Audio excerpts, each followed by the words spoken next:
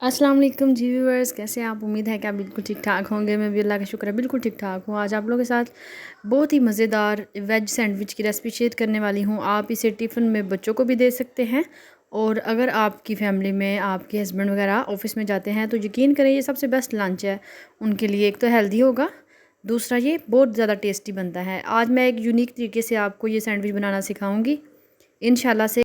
मुझे यकीन है कि आप इंशाल्लाह से इसे दोबारा लाज़मी ट्राई करेंगे, और इसी तरीके से आप सैंडविच बना के घर में अपने बच्चों को और अपने हस्बैंड वगैरह को सर्व करेंगे। तो ये सबसे बेस्ट वे है। और दूसरी बात यह है कि ये हेल्दी भी है, क्रिस्पी होने के साथ साथ ये हेल्दी भी है। ये आपको एक बड़ा अच्छा फ्लेवर देता है। इसमें जो चीज़ें जाएंगी वो बहुत आपको यूनिक सी नज़र आएंगी सैंडविच में। बिल्कुल आपने ऐसा सैंडविच नहीं खाया होगा। तो चलते हैं जी रेसिपी की तरफ। बिस्मिल्लाहिर्रहमानिर्रहीम। सबसे पहले हमने ये सारी चीज़ें अपने बारीक बारीक काट के रख लेनी, जिसमें शिमला मिर्च है, टमाटर है, और बंद गोभी है, प्याज है मीडियम साइज़ का, और साथ ही थोड़ी सी मेरे पास गाजर थी जो कि फ्रीज़ थी। आपके पास फ्रेश गाजर हो तो आप वो भी ले सकते हैं। तो ये चीज़ें आपने बारीक बारीक सी चॉप कर लेनी। 4 अदद ब्रेड ले लेंगे। ब्रेड के जो स्लाइसिस हैं वो साइडों से जो है वो काट लेंगे।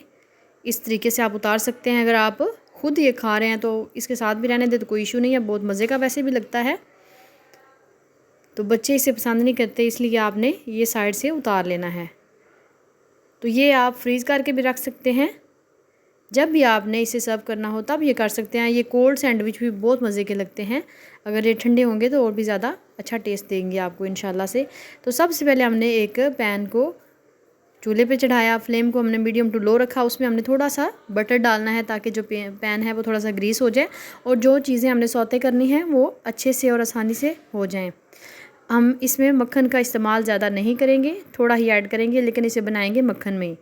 तो सबसे पहले हमने प्याज ऐड किया, प्याज भी बारीक बारीक चॉप किया हुआ था, और इसके साथ हमने शिमला मिर्च और बंद गोभी भी ऐड कर दी।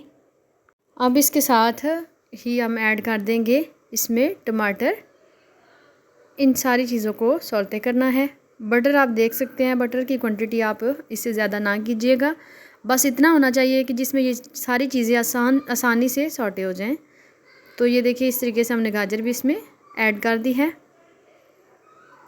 अब हमने इसे तकरीबन 4 से 5 मिनट तक इसमें फ्राई करना है, और अब हमने इसको थोड़ी देर के लिए पका लेना है। ये देखें आपके सामने हमने मीडियम टू लो आंच पे इसे सॉफ्ट करना है इन सारी चीज़ों को। ये सारी वेज आपको देख के बिल्कुल लग रहा होगा कि हमने पहले तो ऐसा सैंडविच नहीं देखा, लेकिन मैं जब भी सैंडविच बनाती हूँ यकीन करें इसी तरीके से बनाती हूँ, और इतना मज़े का बनता है बाज़ार जैसे सैंडविच से तो आप जान छुड़ाएंगे।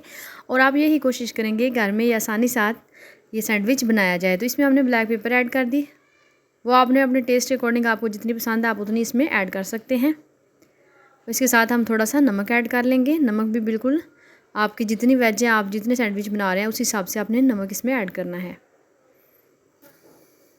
अब ये देखिए इनका कलर भी थोड़ा सा चेंज हो चुका है, और ये जो है ये तकरीबन 50% कुक हो चुकी हैं। इसमें हमने 1 टीस्पून जो है वो सोया सॉस ऐड किया है, 1 टीस्पून चिली सॉस, और 1 टीस्पून ही इसमें सिरका जाएगा। ये तीनों चीज़ें इसमें आपने लाजमी ऐड करनी है। बटर होने की वजह से इसका टेस्ट और इस फ्लेवर दोनों ही आपको सबसे बेहतरीन मिलेंगे इंशाल्लाह से। तो अब हमने फ्लेम को बंद कर दिया और उसे ठंडा होने के लिए साइड पे रख दिया।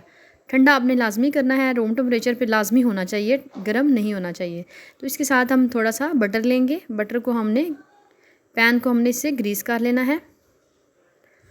अब ग्रीस करने के बाद यहाँ पे एक आपने चीज़ को फॉलो करना है, वो ये है कि बिल्कुल लो आंच पे आपने ब्रेड जो है वो दोनों साइडों से क्रिस्पी कर लेने हैं। अब अगर आंच तेज़ होगी तो ब्रेड जल जाएंगे, क्रिस्पी नहीं होंगे, वो कड़वे लगेंगे आपको। इसलिए कोशिश करें कि बिल्कुल मीडियम टू लो आंच पे इन्हें लो आंच पे ही इसे दोनों साइडों से पका लें। एक साइड पे रख के आपने उधर से ही पकाना नहीं है, क्योंकि फ्लेम जो है वो तेज़ होने की वजह से, लो होने की वजह से जल भी सकता है। आपने साइड चेंज करके पैन में इसे इस तरीके से कर लेना है, इसका कलर चेंज। अब हमारे पास जितने ब्रेड हैं उन सब को हमने इसी तरीके से क्रिस्पी कर लेना है। तो इतना सा तो कलर आना चाहिए इसके साथ ही। जैसे ये ठंडा होगा तो ये थोड़ा सा और क्रिस्पी लगेगा आपको। अब ये देखिए बिल्कुल क्रिस्पी हो चुका है। इतना ही हम क्रिस्पी करेंगे, इससे ज़्यादा नहीं करेंगे।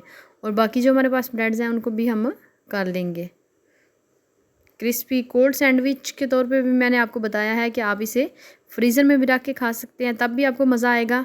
और आपने अगर फ़ौरन खाना हो तो भी खा सकते हैं, आपको इंशाल्लाह से बड़ा ही मज़ा आने वाला है।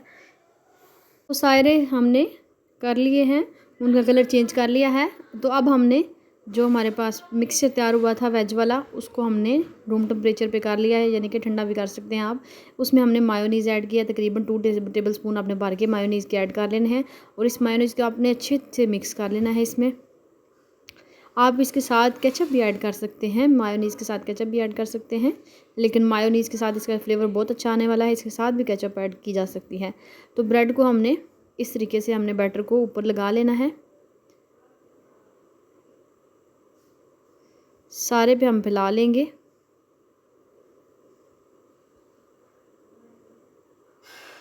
इस तरीके से। अब थोड़ी सी हम केचप ऐड कर लेंगे। चिली गार्लिक भी ले सकते हैं, टमाटो भी ले सकते हैं। ये है इसकी फ़ाइनल लुक। अगर आपको मेरी रेसिपी पसंद आई हो तो प्लीज़ मेरे चैनल को सब्सक्राइब करें, लाइक करें और साथ ही लगे बेल के आइकन को दबा दें, ताकि मेरी आने वाली हर नई वीडियो सबसे पहले आप तक पहुँचे। मिलते हैं जी नेक्स्ट और अच्छी सी रेसिपी के साथ। अपना बहुत सारा ख्याल रखिएगा।